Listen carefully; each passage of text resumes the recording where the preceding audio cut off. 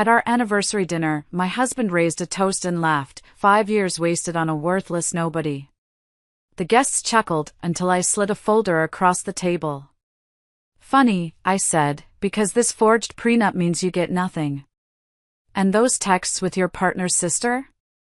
They just went to everyone you know. The lawyers arrived with divorce papers before dessert.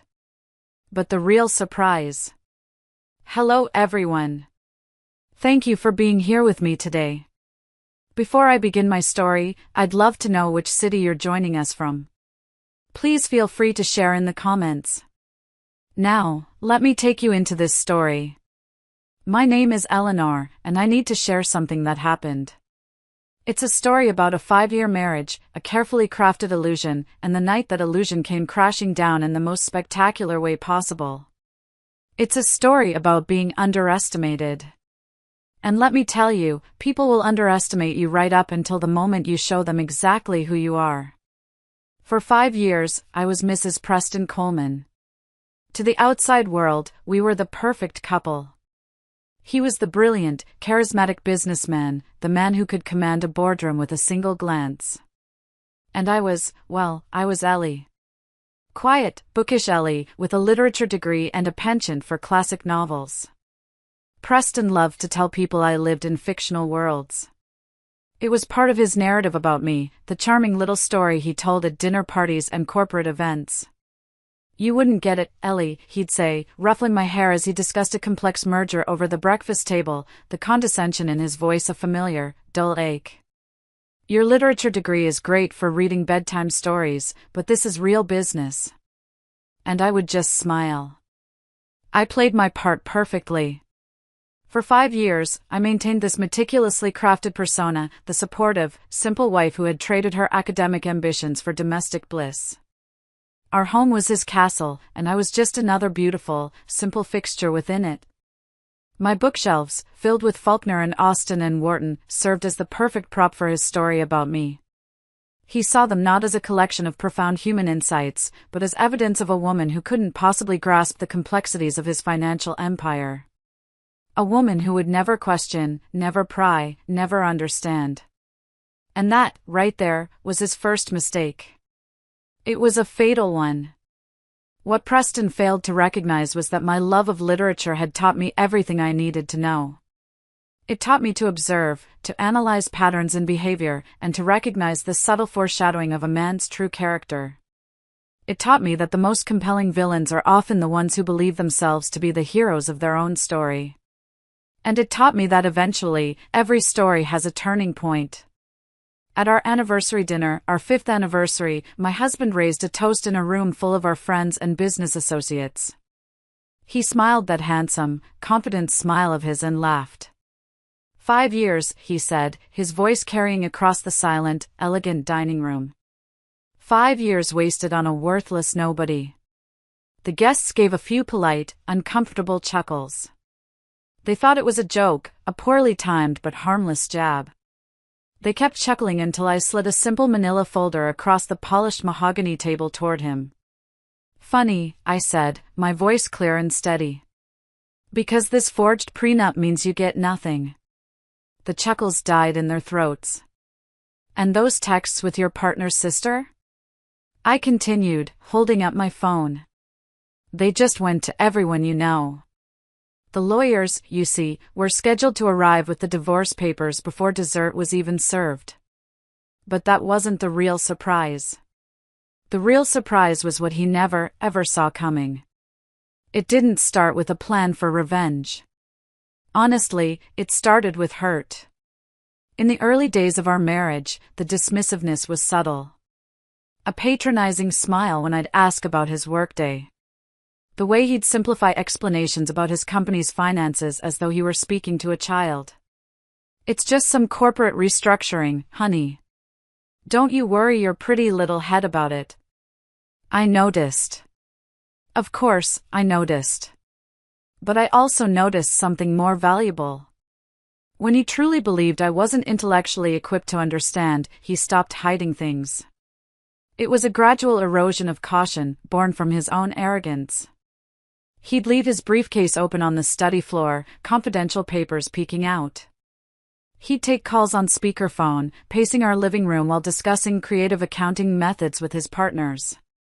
I'd just be there in the corner, curled up with a book, seemingly lost in another world. I became invisible wallpaper in my own home. The first time it really clicked, the first time I moved from being a passive observer to an active collector, was about 3 years into our marriage. He was at our kitchen island, laughing into his phone.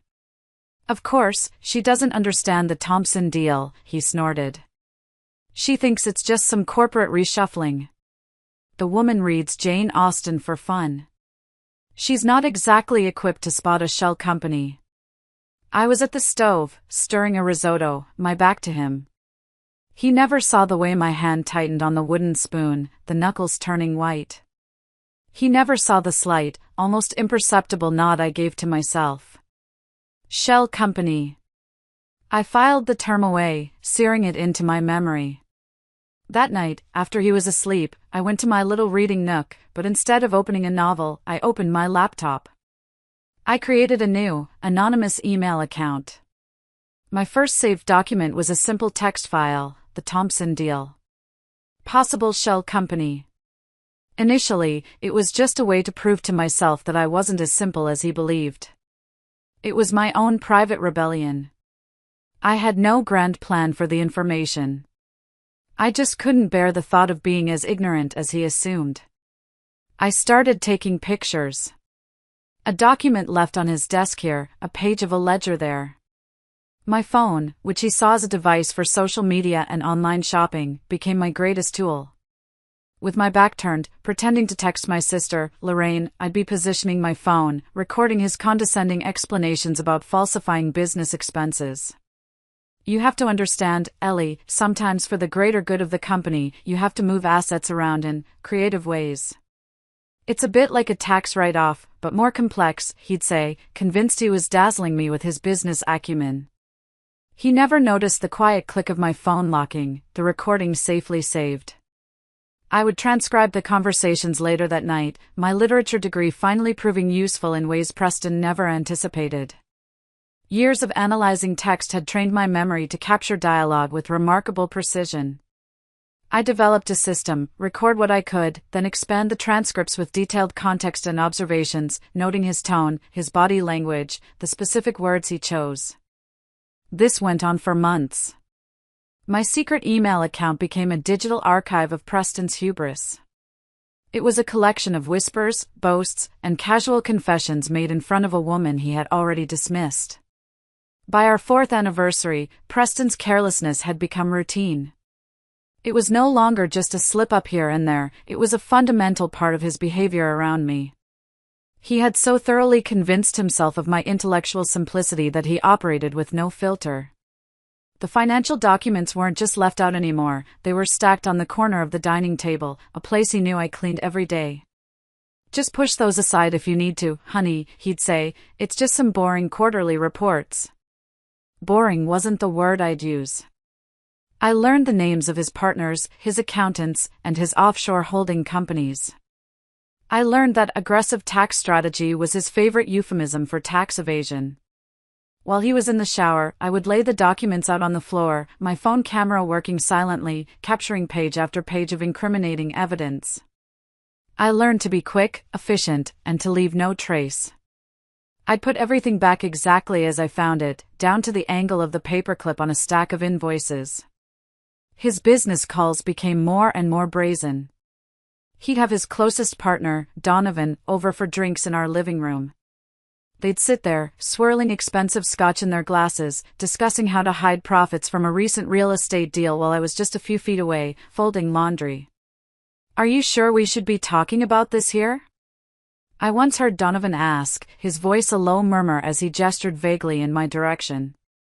Preston let out a booming laugh. The sound echoed off the high ceilings of the room he was so proud of. "Donovan, relax. Don't worry about her," he said, loud enough for me to hear clearly. "Ellie's too busy thinking about her book club to understand what we're doing." I folded a towel with meticulous care, my movements smooth and unhurried. Inside, a cold, hard knot was forming in my stomach. It wasn't just hurt anymore. It was something else, something sharper. It was calculation. I started to see the patterns.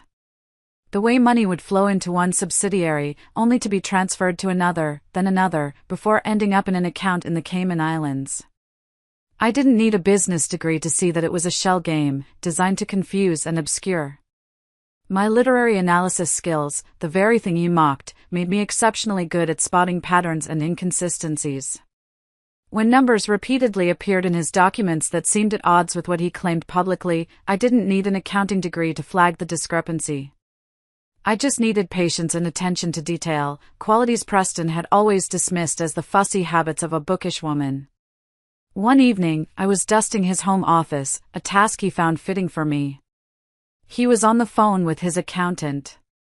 "Listen," he instructed, his feet propped up on his expensive mahogany desk. "Just move the Henderson payments through the Cayman account first. The IRS doesn't have the manpower to track every international transfer.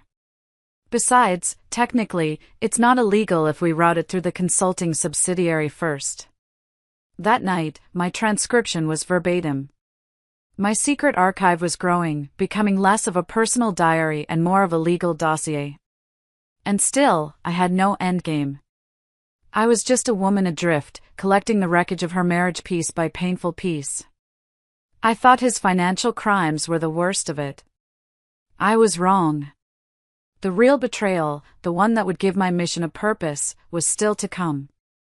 The turning point came on a rainy Tuesday, 14 months ago. The kind of gray, dreary day that seems to seep into your bones. Preston had left for a golf game, one of his many networking events. He'd left his laptop open on the kitchen counter while he took a quick shower before leaving.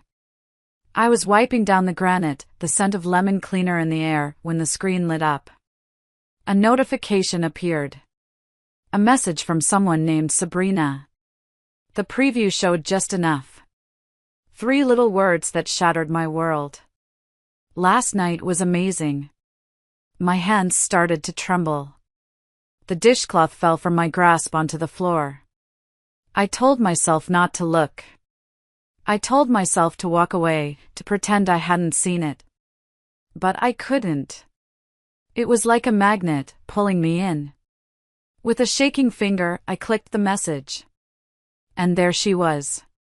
Sabrina. The younger sister of his business partner, Donovan.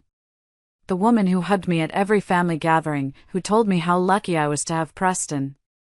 The woman who had, apparently, been sleeping with my husband. I scrolled through months of messages, each one a fresh stab of betrayal. They were intimate, disrespectful, and filled with a shared contempt for me. Sabrina, is she suspicious at all? Preston, not a chance. She doesn't suspect a thing. Too busy with her books to notice the real world around her. Sabrina, I felt so bad at the charity gala, having to pretend with her. Preston, don't. It's just a role we play. You were amazing tonight, by the way. Sabrina, can't wait to see you again when she's visiting her parents next month. The words blurred through a haze of tears. It wasn't just the affair. It was the mockery. The confirmation that in my own home, in my own marriage, I was the punchline to a cruel joke. The man I had shared a bed with for 5 years saw me as nothing more than a convenient, oblivious fool. I sank into a kitchen chair, the cold of the leather seeping through my clothes. For a few minutes, I just sat there, hollowed out. The pain was a physical thing, a crushing weight on my chest. I thought about screaming. I thought about throwing his laptop against the wall. I thought about packing a bag and just leaving, disappearing from the life that had turned out to be a lie. But then, another feeling started to creep in, pushing past the pain. It was a cold, sharp, clarifying anger. My trembling stopped. The tears dried on my face. I stood up, went back to the laptop, and started taking screenshots. Everything. Every loving emoji, every secret plan, every single word that mocked me. I added them to my growing collection of evidence, creating a new folder in my secret email account simply titled Betrayal. I returned the computer exactly as I'd found it, closing the message window. When Preston emerged from the shower, smelling of expensive soap and oblivious betrayal, I greeted him with the same warm, gentle smile I'd perfected over 5 years. "Have a good game, honey," I said, kissing his cheek. "I will," he said, patting my head like one might a dog. "Don't wait up." But as I watched him walk out the door, something fundamental had changed within me. My documentation was no longer just about wounded pride or proving a point to myself. It had become ammunition. And I was going to find out exactly how to use it. 2 days later, my hands were still shaking slightly as I dialed a number I hadn't called in years. I had to look it up in my old college alumni directory. Audra Blackwell. We hadn't been close friends, more like acquaintances who shared a few political science classes. But I remembered her being sharp, direct, and fiercely intelligent. The directory listed her as a partner at a downtown law firm, specializing in divorce and financial crimes. It was perfect. Our coffee meetup appeared casual to anyone watching, just 2 old friends catching up after a decade. We met at a small, independent coffee shop, the kind with mismatched chairs and local art on the walls. I got there early, my heart pounding a nervous rhythm against my ribs. I picked a table in the corner, a place where we wouldn't be easily overheard. "Ellie. My God, you haven't changed a bit," Audra said, her smile genuine as she slid into the chair opposite me. She looked formidable, dressed in a sharp blazer, her hair pulled back in a sleek ponytail. We made small talk for a few minutes, college memories, mutual acquaintances, the rising cost of living. It was excruciating. Finally, I took a deep breath. "Listen, Audra," I began, trying to keep my voice steady. "This is going to sound a little strange, but I'm outlining a novel. And the main character is in a very complicated marriage." Audra raised an eyebrow, a small, knowing smirk playing on her lips. "A novel. Right. Go on." I spent the next hour carefully testing the waters, asking hypothetical questions. What if, I'd say, a character suspected her husband was hiding assets? What kind of proof would she need, or hypothetically, if a prenup was signed, what could possibly invalidate it? I was specific. I asked about recording conversations, about financial disclosure laws, about the legality of accessing documents in a shared home. Audra answered each question with professional precision, her eyes never leaving my face. I could tell she didn't believe the novel story for a second, but she played along. "It's for a character in a novel I'm outlining," I explained again when she raised an eyebrow at my very specific questions about forensic accounting and shell companies. "This character of yours," Audra said, stirring her latte slowly. "She seems to be in a lot of trouble. Make sure she has a good lawyer." That first coffee meeting turned into a second, then a third. Our occasional coffee dates evolved into strategic planning sessions disguised as friendly gatherings. I maintained the pretense of creative research for months, and Audra, to her credit, never pushed me to admit what we were really discussing. She understood the need for discretion. She let me move at my own pace.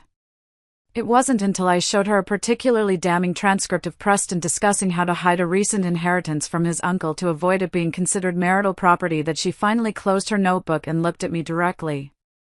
The cafe was buzzing around us, but it felt like we were in our own little bubble. "Ellie," she said, her voice low and serious. "Let's drop the novel pretense for a minute. If you have this kind of evidence, you need to be very, very careful about how and when you use it." I just nodded, my throat suddenly tight. "Some of what you've described goes beyond grounds for divorce," she continued, her gaze intense. "We're talking potential criminal charges. We're talking about the IRS. This is bigger than you think." That conversation shifted everything. The dam broke, and I told her everything, the condescension, the financial documents, the affair with Sabrina. I told her about the secret email account, the years of quiet documentation. I expected judgment, or maybe pity. Instead, I saw a flicker of something else in Audra's eyes, respect. "Okay," she said, pulling her notebook back out. "Let's get to work." With Audra now fully on board, my scattered collection of evidence began to transform into a coherent legal strategy.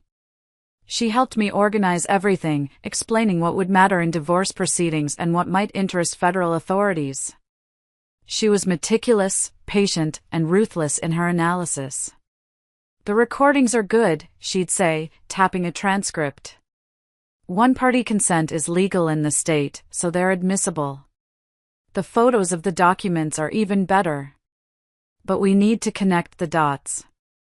We need a professional." She connected me with a forensic accountant named Mr. Gable, a quiet, unassuming man in his late 60s with spectacles perched on the end of his nose.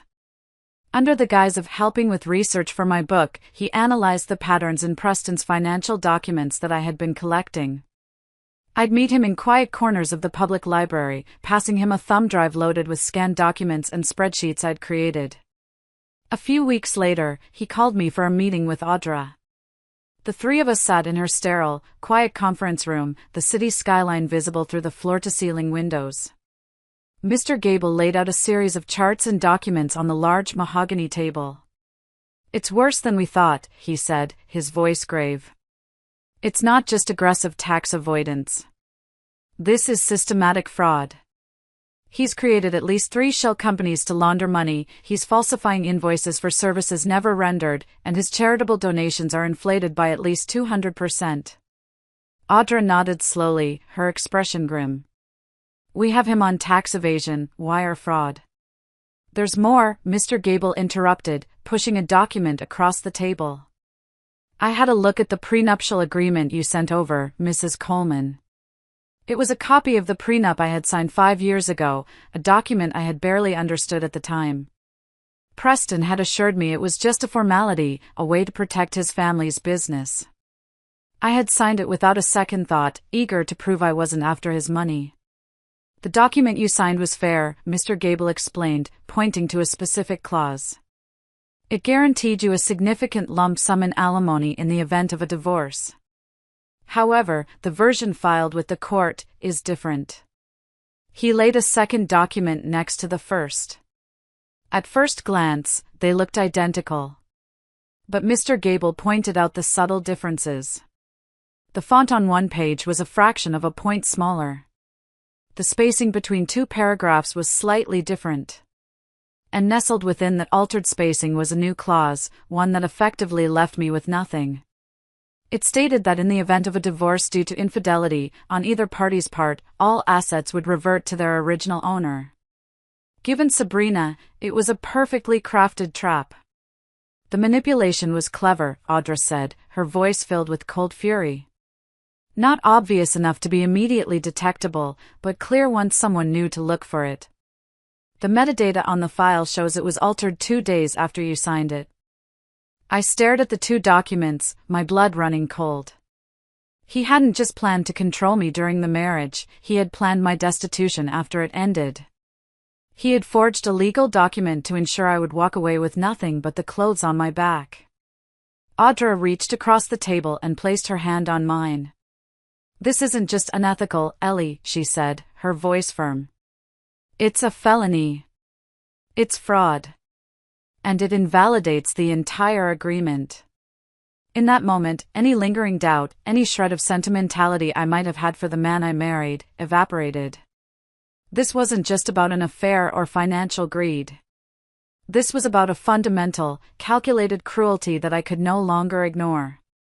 He hadn't just underestimated me, he had planned to destroy me. And I knew then that I would not let that happen. The game had changed. Now, it was about more than just getting a fair divorce settlement. It was about justice. For the next several months, I lived a double life that required an Oscar-worthy performance. On the surface, I was the perfect, oblivious wife.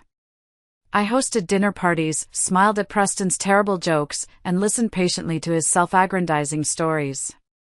I complimented his new suits and made sure his favorite single malt scotch was always stocked. I played my part so well that even I sometimes forgot it was an act. But beneath the surface, I was a woman preparing for war. My coffee dates with Audra became intense, clandestine strategy sessions. We mapped out every step, every contingency. The element of surprise is our greatest weapon, she told me. He can't have a single clue this is coming. The moment he suspects, he'll start moving assets and destroying evidence. So, I perfected my performance. While secretly preparing for the moment I would shatter the illusion completely, I made small, calculated moves. I purchased several small, undetectable recording devices online, the kind that look like USB drives or pens. I started leaving them in his home office, in the living room, even in his car.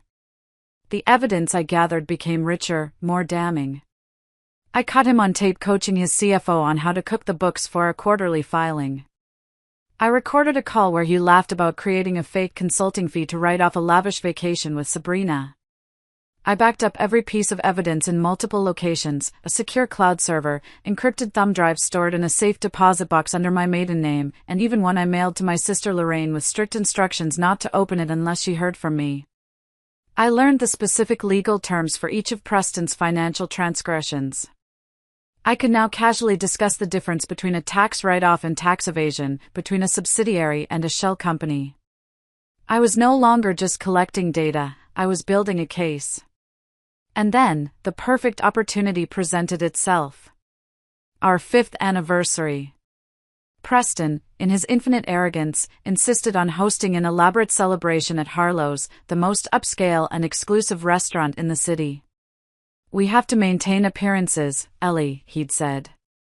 It's important for business. He'd invited 40 guests, mostly his business associates and their wives, with a sprinkling of my family members to make it look legitimate. The invitations had gone out weeks ago, embossed with gold lettering that read, 5 years of partnership and success. As I traced the raised letters with my fingertip, I couldn't help but appreciate the irony. 5 years of partnership and success indeed, just not the kind Preston was celebrating. The night before the dinner, I laid out my outfit. A sophisticated navy dress, elegant and understated. Preston had once called it suitable for a faculty wife, a backhanded compliment if I ever heard one. I would wear it as my armor.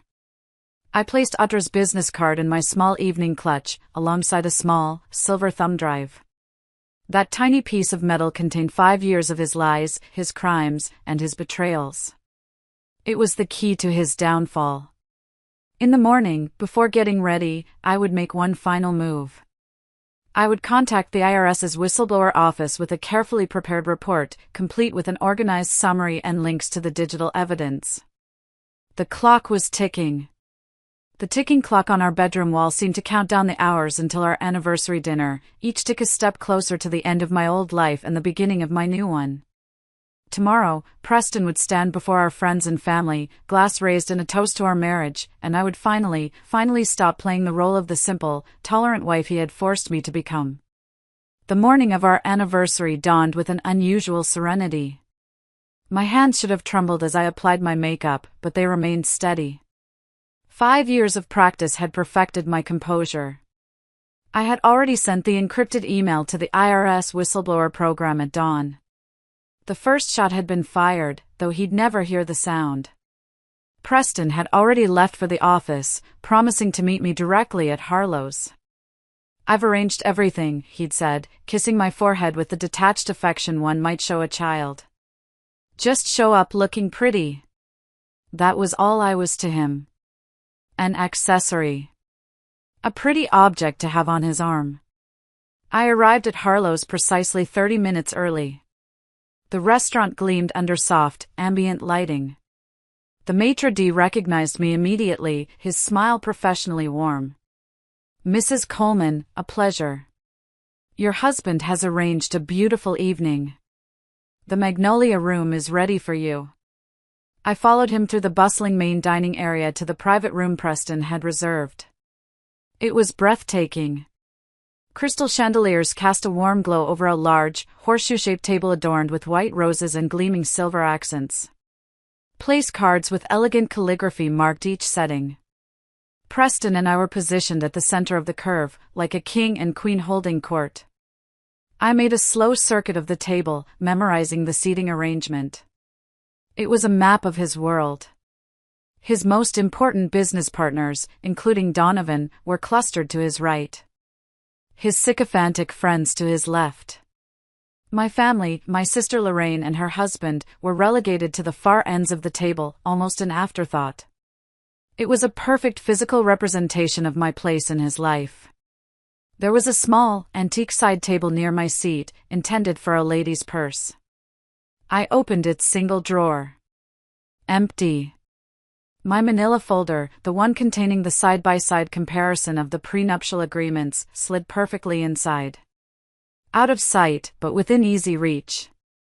I checked my phone one last time. Audra had confirmed via text she and her 2 associates would arrive precisely at 9 p.m. The mass text message, containing the screenshots of Preston's affair, was queued up in a drafts folder, ready to be sent to every guest in the room with a single command.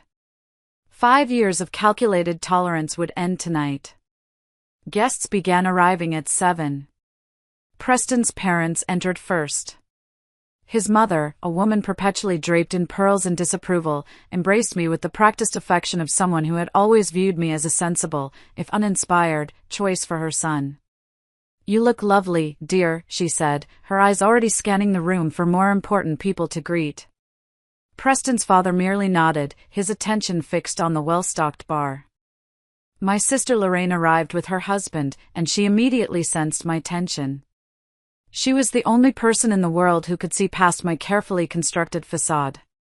"Are you okay, Ellie?" she whispered as she hugged me tight. "You seem different." I squeezed her hand reassuringly. "I'm fine. Tonight's going to be a memorable night." I gave her a small, secret smile, and she looked at me, puzzled but trusting. She was the only person in that room who might have detected the steel beneath my smile. Finally, at 7:30, Preston made his grand entrance, surrounded by his 3 closest business associates, all of them laughing at some shared joke. He looked handsome in his tailored Italian suit, radiating the unshakable confidence of a man who believed himself untouchable. His eyes found mine across the room, and he offered the same indulgent smile he'd given me for years. Affectionate, but dismissive. "There's my beautiful wife," he announced, his voice booming as he crossed the room to kiss my cheek. "Always punctual, always perfect." His hand lingered possessively at the small of my back as he leaned in to whisper, "I've arranged for the Thompson account to be finalized tonight. Donovan's here and will sign after dinner." I nodded appreciatively, a perfect picture of a supportive wife. "That's wonderful, dear." I knew, of course, that the Thompson account was one of his more creative tax evasion vehicles. Another piece of evidence already documented, reported, and waiting to detonate. The stage was set. All the actors were in place. And soon, the curtain would rise on the final act. Dinner progressed with practiced elegance. The clinking of silverware against fine china, the low hum of polite conversation, the attentive dance of the waitstaff, it was a perfect picture of success and civility. I played my role, maintaining the gentle, passive smile I had worn for 5 years. I asked the right questions about children and vacations, I laughed at the appropriate moments, and I nodded along to conversations I was never truly a part of. Preston grew increasingly animated with each glass of expensive champagne. His hand would occasionally pat my thigh beneath the table in a gesture of proprietary ownership, while above the table, he largely ignored me, holding court with his business partners. He was in his element, the master of his universe, completely unaware that his universe was about to implode. Between the main course and dessert, Preston's partner, Donovan, clinked his glass with a spoon, the sound cutting through the chatter. "If I could have everyone's attention," he said with a broad smile. "I think it's time for a toast to the happy couple." A wave of applause rippled through the room. Preston stood, champagne flute in hand, a smug, self-satisfied smile playing on his lips. The room quieted as everyone turned their attention toward him. His smile carried that familiar, cruel edge, the one that appeared when he felt particularly clever. "Thank you, Donovan." Thank you all for being here, he began, his voice smooth and confident. 5 years. 5 years ago, I made what my friends called the safest bet of my career. He paused, letting a few appreciative chuckles ripple through his inner circle. Marriage, he continued, gesturing toward me with his glass. Marriage to the quiet literature professor who was more interested in fictional worlds than the real one around her. I maintained my smile, a perfect, serene mask, as murmurs of discomfort began to spread through some of the guests. I could see my sister Lorraine's knuckles turn white as she gripped her wine glass. My colleagues, Preston went on, his voice dripping with false modesty, they warned me that marrying someone so academically focused might be challenging for a man in my position. He gestured expansively around the room. But I saw what they didn't. I saw a woman who would never question my business decisions. A woman who would be content with the lifestyle I provided while staying safely in her lane. The room had grown awkwardly silent now. Even his closest friends looked uncomfortable. Preston, however, was too caught up in his own performance to notice. He was building to his grand finale. He raised his glass higher, his eyes scanning the room before they landed on me, cold and triumphant. So, here's to 5 years, he concluded, his voice ringing with a laugh that failed to disguise the cruelty beneath the words. 5 years wasted on a worthless nobody. A few shocked gasps were audible. He tried to save it, adding quickly, who knew that my simple wife would be my greatest asset. The polite, forced chuckles that followed held more discomfort than humor. My sister's face had flushed with a deep, furious red. Even Preston's mother looked embarrassed by her son's crass display. He sat down, looking pleased with himself, completely oblivious to the fact that he had just handed me the perfect opening. He had just confirmed, in front of 40 witnesses, exactly how he saw me. He had provided the motive for everything that was about to happen. I quietly reached down and opened the drawer of the side table.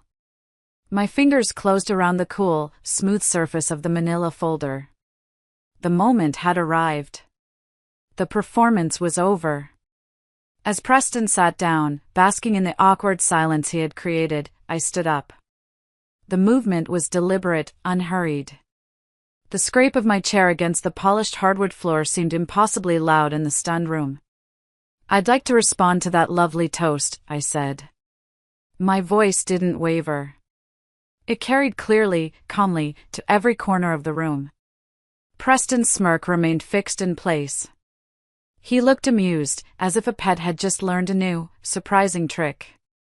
He leaned back in his chair, gesturing for me to proceed. By all means, honey. The floor is yours. It's true that I've been quiet these 5 years, I began, my eyes meeting his. I held the manila folder in my hand. But not for the reasons you think. His expression shifted slightly, a flicker of confusion in his eyes as he glanced at the folder. What's this, Ellie? An anniversary gift? Perhaps save it for later. Oh, but it can't wait, I replied, my voice still sweet, but now with an undercurrent of steel he had never heard before.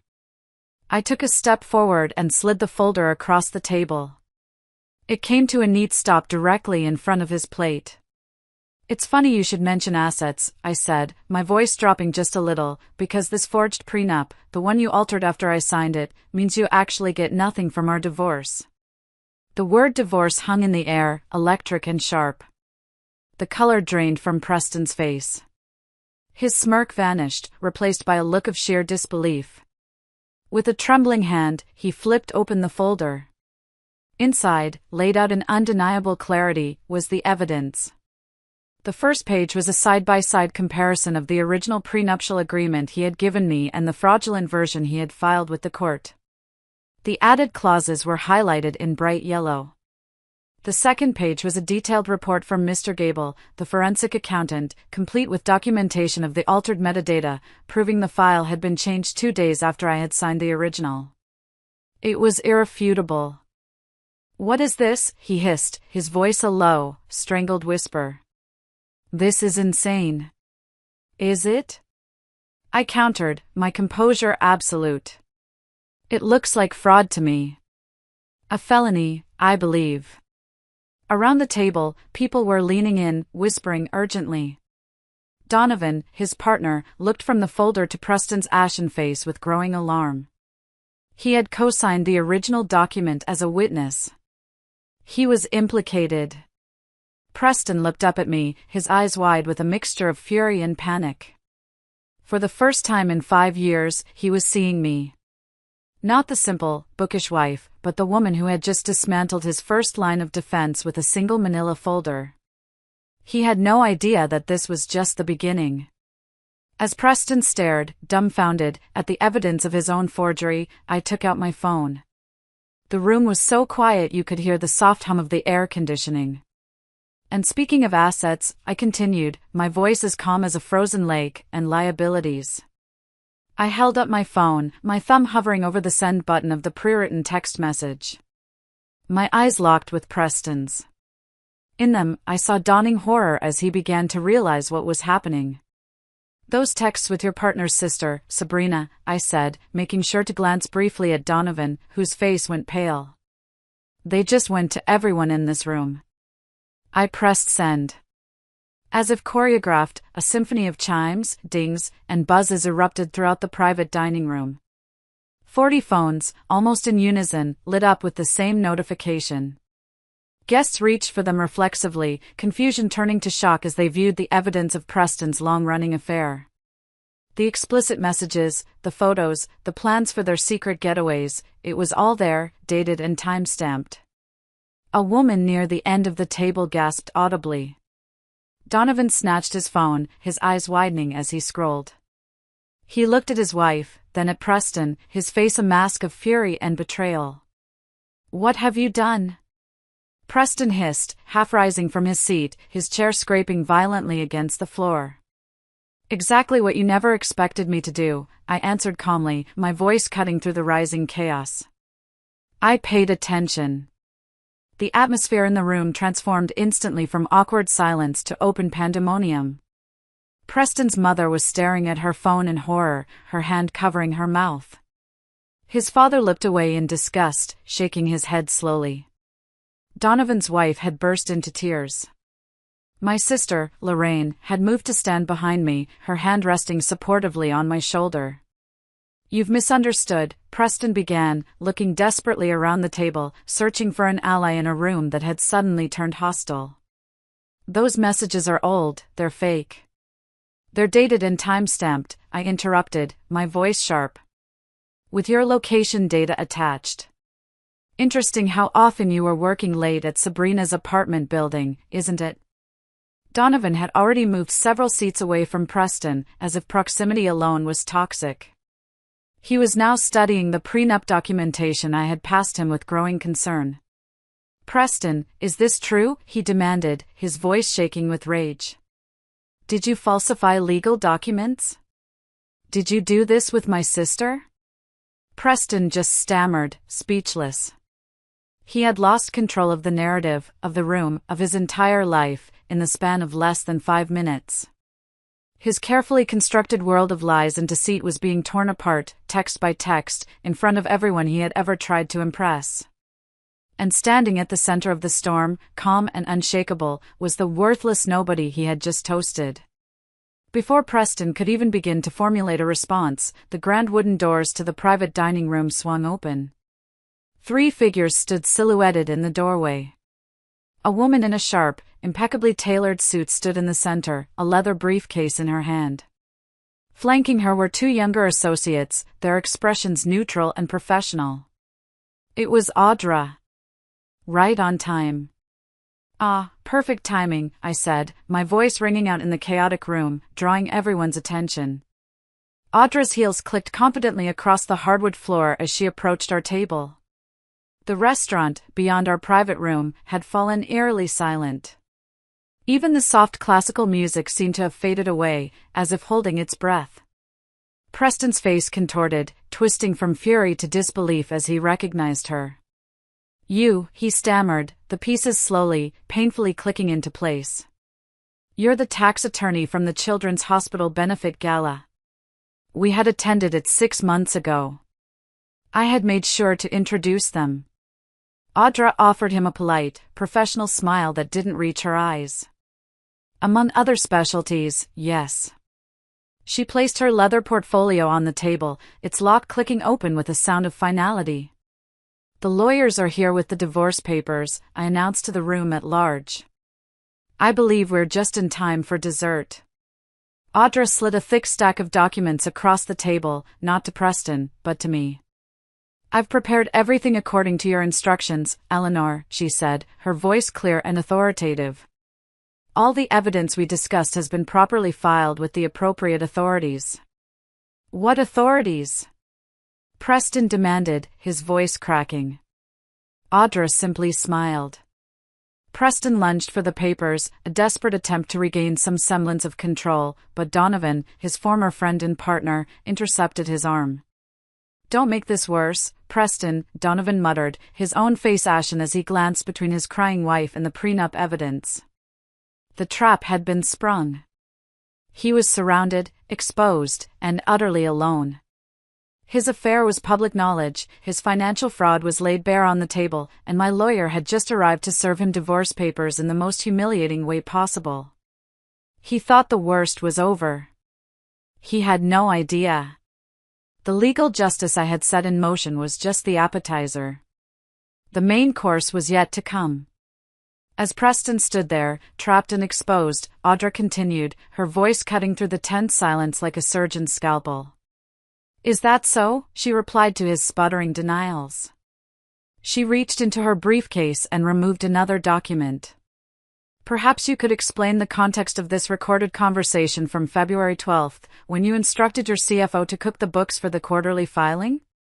Or this email chain where you discuss creating fake invoices for services never rendered to the tune of $200,000? The last vestiges of color drained from Preston's face. You recorded me? He whispered, horrified.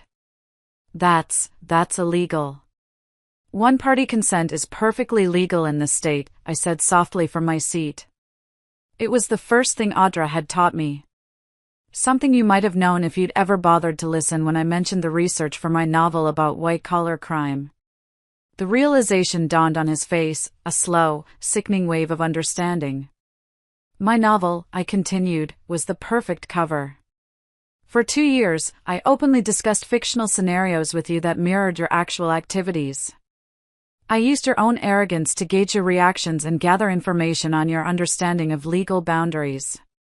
You unwittingly educated me on exactly which laws you were breaking, all while believing I was crafting an imaginary story. You were writing about me, he said, his voice cracked with indignation.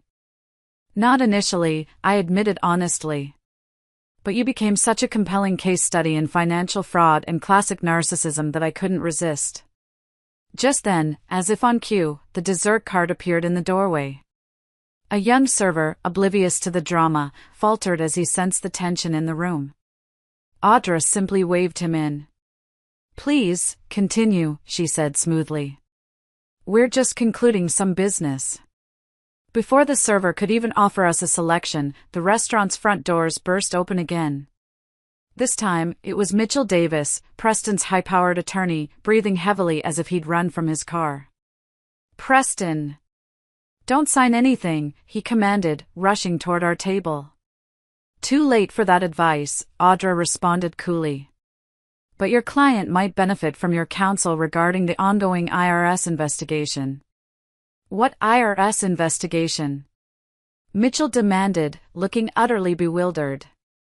I met Preston's eyes directly across the table, across the ruins of our marriage. The one triggered by the whistleblower report I filed 3 months ago, I said clearly. All those evening phone calls when I said I was talking to my sister? I was building a case with the Financial Crimes Division. I documented your systematic tax evasion. I identified the shell companies you created to hide assets. I tracked the falsified charitable donations. Actually, I understood everything, Preston. I just never let you see that I did. The chocolate soufflé arrived at our table, the server placing it delicately between us, oblivious to the destruction happening around him. It deflated slightly in the center, much like Preston's illusion of control. Jeffrey, another of Preston's key business associates, stood up abruptly. "I need to distance myself from this situation immediately," he announced, gathering his coat. Several other associates followed suit, mumbling excuses and avoiding Preston's desperate gaze. "You can't just leave," Preston hissed. "We've worked together for years. You're involved in half of these deals." "That's exactly why I'm leaving," Jeffrey replied coldly. "And why you'll be hearing from my attorney tomorrow." As Preston watched his carefully constructed network disintegrate before his very eyes, his mother approached our table, her face rigid. For perhaps the first time in our marriage, she addressed me directly. "I'd like to understand exactly what's happening. Your son created fraudulent financial records, evaded taxes, manipulated legal documents," I explained gently. "And he's been having an affair with Donovan's sister for at least the past year." She nodded once, a sharp, decisive movement. She reached up, unclasped the stunning pearl necklace she was wearing, Preston's anniversary gift to her, and placed it on the table. "I believe this was purchased with company funds, not with my son's salary," she said. "It belongs to your case, not to him." Without another word, she collected her husband and departed, leaving Preston utterly, finally, alone. The room continued to empty out, guests fleeing the scene as if it were contaminated. The elegant anniversary dinner had devolved into a crisis management session, with former allies now treating each other as potential liabilities.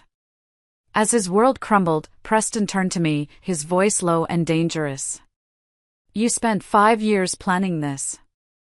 Living a lie." "No, Preston," I corrected him calmly. "I spent 5 years married to a lie. Tonight, I'm finally telling the truth." His attorney, Mitchell, pulled him aside, their urgent whispers carrying just enough for me to catch fragments about damage control and preliminary injunctions. Across the room, I saw another of his college friends frantically deleting contacts from his phone. "I'm out, Preston," the friend announced, loud enough for everyone to hear. "The Davidson contract was bad enough, but this..." He gestured toward the evidence folder. "This could implicate all of us. I have a family. I'm not going down for you." As Preston watched another pillar of his world crumble, something shifted in his expression. The shock hardened into something darker. He straightened his tie and approached our table with a renewed, menacing purpose. "We need to talk," he said, his voice low and controlled. "Privately." "I don't think that's necessary," Audra interjected smoothly. "Anything you have to say can be directed through legal channels from this point forward." "This doesn't concern you," Preston hissed, then turned his full attention to me. "Ellie, think about what you're doing. 5 years together means nothing to you? You're willing to destroy everything over some misunderstanding?" For a fleeting second, the familiar pattern nearly reasserted itself. His commanding tone, my anticipated submission. The muscle memory of deference twitched within me. Then I remembered his toast. 5 years wasted on a worthless nobody. "There's no misunderstanding, Preston," I replied, my voice steady as a rock. "And there's nothing to discuss." He leaned closer, his voice dropping to a threatening whisper. "You think this little performance makes you powerful? I built everything we have. When this is over, you'll have nothing and no one." And then something unexpected happened. I laughed. Not the polite, accommodating laugh I'd perfected as Preston's wife, but a genuine, liberating sound that came from deep within my soul. "I already had nothing, Preston," I said, meeting his furious gaze without flinching. "You made sure of that with a forged prenup. The difference is, now I know my own worth." My straightened posture and direct gaze seemed to unnerve him more than any words could have. He had never seen this version of me. He had never seen the woman who wasn't performing. "You'll regret this," he threatened, but the effect was diminished by the tremor in his own voice. "I only regret not doing it sooner." Just then, his phone rang. The ringtone was a specific chime he used only for his executive assistant. He checked the screen, his face draining of what little color was left as he answered. What do you mean they're there now? His voice had lost its commanding edge, replaced by barely controlled panic. Don't let them access anything. Nothing. I'm on my way. He ended the call, looking around the room with fresh desperation. I need to go to the office. There's an emergency. What kind of emergency? His lawyer asked sharply. Federal agents, Preston admitted, his voice barely audible. Federal agents are at the building with some kind of warrant. The revelation rippled through the few remaining guests. Two more of his associates immediately made for the exit, practically running from what was clearly a sinking ship. For the first time since I'd known him, Preston looked truly, utterly lost. His carefully curated image was dissolving in real time, revealing the hollow, corrupt center beneath. Did you do this? He demanded, turning to me with naked fury. Did you call them? Audra shifted slightly, positioning herself between us. I believe I mentioned the whistleblower report earlier, Preston, she said calmly.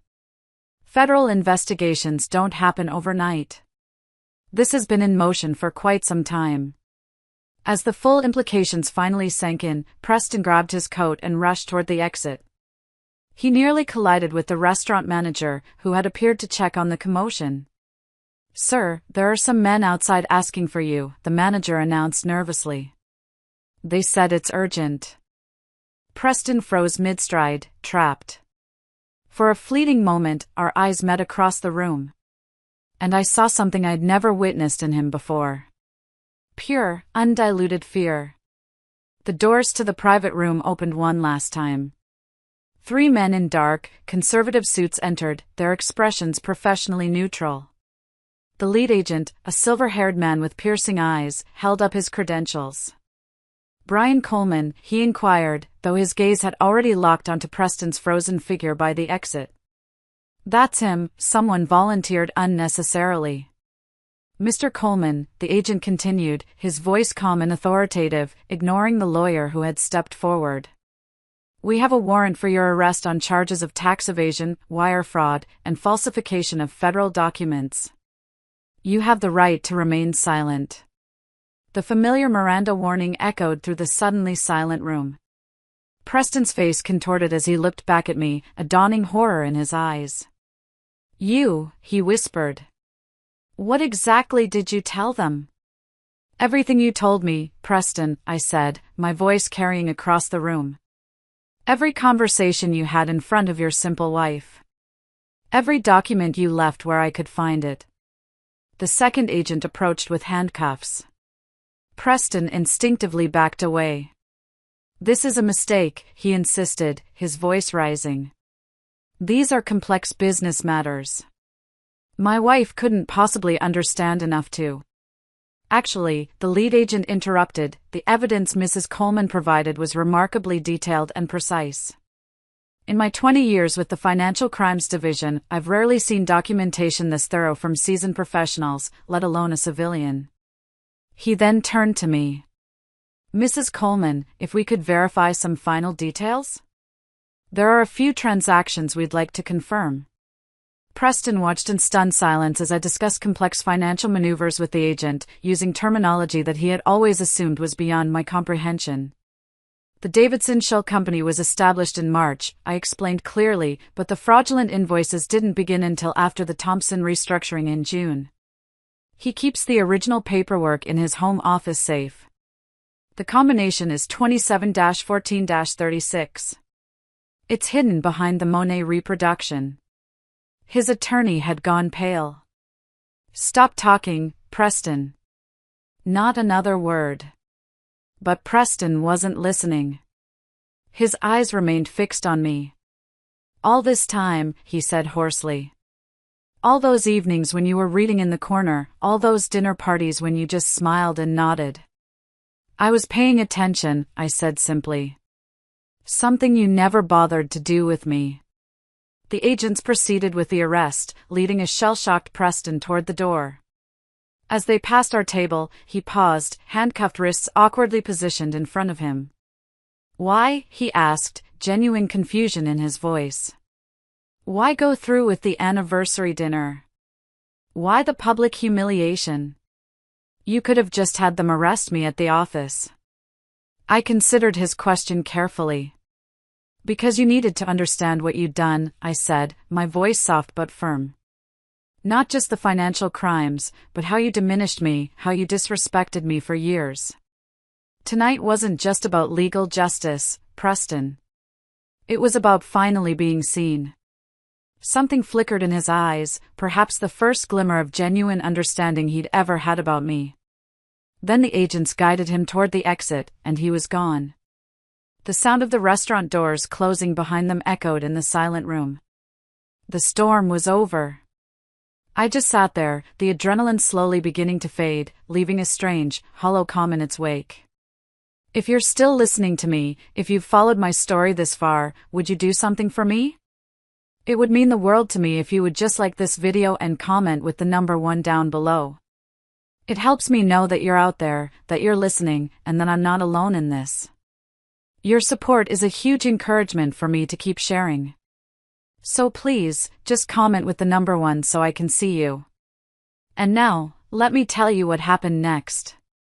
After Preston was led away, the remaining few guests began to disperse, murmuring in shocked tones, avoiding eye contact with me as if my victory was somehow contagious. The staff, trying to maintain some semblance of normalcy, began clearing the table, removing the half-eaten meals and the untouched anniversary cake. Audra collected her documents and approached my table, her professional demeanor softening. "Are you all right?" she asked gently. I took a deep, shuddering breath, assessing the hollow space where fear and anger had lived for so long. "I think I will be," I replied, surprised by the truth of it. The weight of 5 years of secrecy had finally been lifted. My sister Lorraine wrapped a warm, strong arm around my shoulders. "What happens now? Do you need a place to stay tonight? You can't go back to that house." I shook my head, a small, triumphant smile touching my lips for the first time that evening.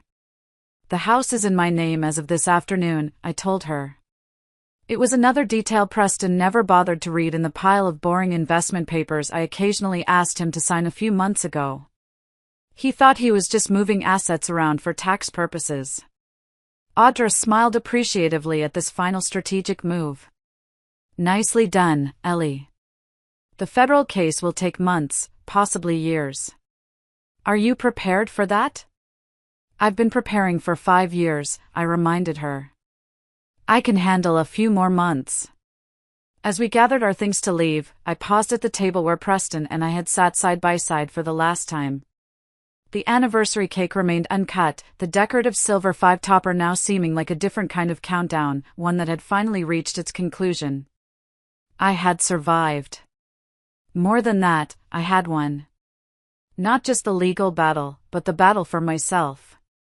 I walked out of that restaurant not as the simple, worthless nobody he had tried to make me, but as Eleanor. Just Eleanor. And for the first time in a very long time, that felt like more than enough. The months that followed were a whirlwind of legal proceedings, depositions, and headlines. Preston's trial was the talk of the town, a spectacular fall from grace for one of the city's most prominent businessmen. He was found guilty on multiple counts and sentenced to a significant prison term. The divorce was finalized, and thanks to the invalidated prenup and the evidence of his extensive financial fraud, the settlement was more than fair. But honestly, that whole spectacle was just background noise to me. The real story, my story, was happening far away from the courtroom. I went back to my first love, teaching. The classroom hummed with energy as my students at Riverside Community College debated the symbolic significance of wealth in The Great Gatsby. I watched them from behind my desk, a quiet joy filling my heart. Dr. Coleman, a bright young woman named Amber, called out from the back row, using my reclaimed maiden name. "Do you think Daisy really loved Gatsby, or just what he represented?" "What an excellent question," I replied, a genuine smile spreading across my face. "What does the text tell us about the difference between a genuine connection and the performance of love?" The discussion bloomed. I was back where I belonged. The skills I'd once used to dismantle my husband's criminal enterprise, close reading, textual analysis, pattern recognition, were now being channeled into nurturing young minds. After class, I headed to the campus coffee shop. I'd established an informal weekly gathering there for female students interested in financial literacy. What had begun as casual conversations had evolved into structured sessions covering everything from compound interest to recognizing financial red flags in relationships. I was determined to give these young women the tools I never had, the knowledge to protect themselves. My phone buzzed with a text from my publisher. They loved the manuscript. My book, Hidden in Plain Sight, A Woman's Guide to Financial Self-Defense, was scheduled for release in the spring. The advance had been modest, but the early interest from women's groups had surprised everyone but me. I knew there were other women out there like me, women who had been made to feel small, who had been underestimated. I was writing for them. One crisp autumn afternoon, as I was setting up for my financial literacy group, I saw a familiar face hovering uncertainly near the coffee shop entrance. It was Sabrina, Preston's former mistress. Our eyes met, and I braced myself for a confrontation. The old Eleanor might have turned away, or offered a brittle, polite dismissal. But I wasn't the old Eleanor anymore. She approached me with visible hesitation, her hands clutching her purse strap. I saw the flyer for your group, she said, avoiding direct eye contact. I wasn't sure if I'd be welcome. She told me her story. Preston had promised her the world, but when his empire crumbled, he left her with nothing but a mountain of debt from the lavish lifestyle he had encouraged. She had been just another asset for him to use and discard. She was a victim of his manipulations, too, albeit in a different way. I considered her request thoughtfully. My anger at her had faded long ago, replaced by a quiet understanding. She was a casualty of the same ego that had tried to destroy me. The group is open to any woman who wants to learn, I replied finally, my voice even. Everyone deserves financial independence. Vanessa nodded gratefully, a flicker of relief in her eyes, and followed me inside where a dozen women of various ages already waited. As I arranged my materials and looked out at the faces in the room, young students, single mothers, and now, the woman who had been part of my greatest pain, I caught a glimpse of my reflection in the window. I saw a woman I almost didn't recognize. Her posture was confident, her gaze was direct. There was no trace of the person who had spent years making herself smaller to accommodate a man's ego. Preston's trial was over, but that was no longer the center of my story. For the first time in years, I was writing my own narrative. Not as a revenge plot or a survival strategy, but as the life I'd always been capable of living, a life of purpose and empowerment. I smiled at the waiting women. All right, everyone, I said, opening my notebook to a fresh, clean page. Let's begin. Thank you so much for listening to my story. It means more than you know. If you've ever felt underestimated or unheard, I hope my journey gives you a little bit of strength. Please, if you feel so inclined, share your own thoughts in the comments below. I read them all. And don't forget to subscribe for more stories. Be well, and be strong.